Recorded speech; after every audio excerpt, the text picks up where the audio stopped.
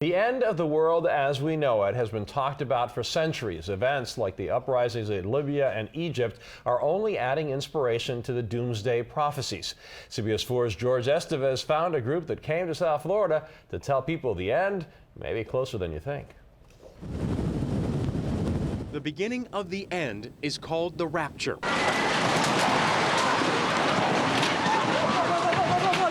Some believe it will manifest itself in natural disasters, as written in the Bible in Thessalonians 5:2. The day of the Lord will come.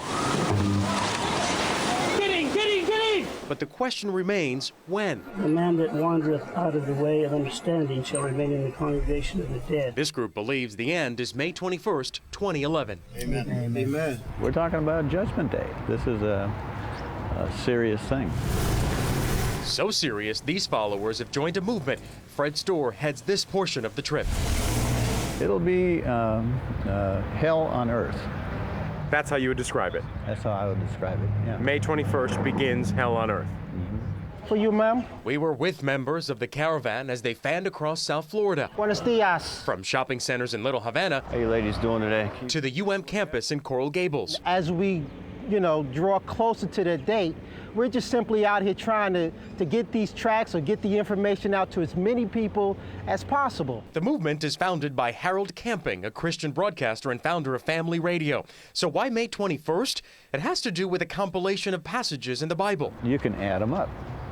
You can add them up until the time of Solomon, and then you can relate that to today's calendar. A hint as to a second coming. Do we take these prophecies literally, or do we realize that these are ways in which people in the ancient times dealt with crises? Daniel Alvarez is an instructor of religious studies at FIU. Every generation in times of crises, now we have globalization, economic crisis, a crisis in the Middle East, Israel in the thick of it. Now we're thinking this must be our generation. So much so, there's currently a billboard in Hollywood announcing Judgment Day. I've never noticed it. I'm here every day. I've never noticed it. You can see it beyond the trees when you drive along the Turnpike. I mean, I don't necessarily like it because it's given the image that it's going to actually happen on that day itself. But if it makes you feel any better, religious teachers have also told me that much like Family Radio did with this billboard, other people have also predicted the end of the world, and they've been wrong. William Miller, a Baptist pastor, predicted the end was to be in March of 1844, then April of 1844, and then October of 1844. Jehovah's Witness founder Charles Russell claimed the end was 1874, then 1914, changed it to 1918, and finally 1975.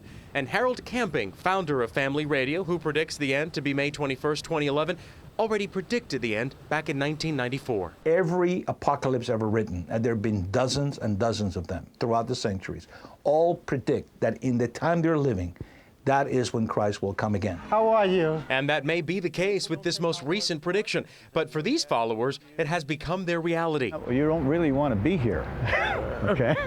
You don't want to be here. On May 21st? Yeah. Because what's going to happen? It's going to be bad. So, whether fact or fiction, the end of the world comes with a powerful message about faith. As written in Thessalonians 5:9, God did not appoint us to suffer wrath, but to receive salvation. And depending on what you believe, your own personal salvation may be more figurative than literal, and not just happen after an actual natural disaster, but after you reach a point when you are ready to accept your own new beginning. George Estevez, CBS 4 News.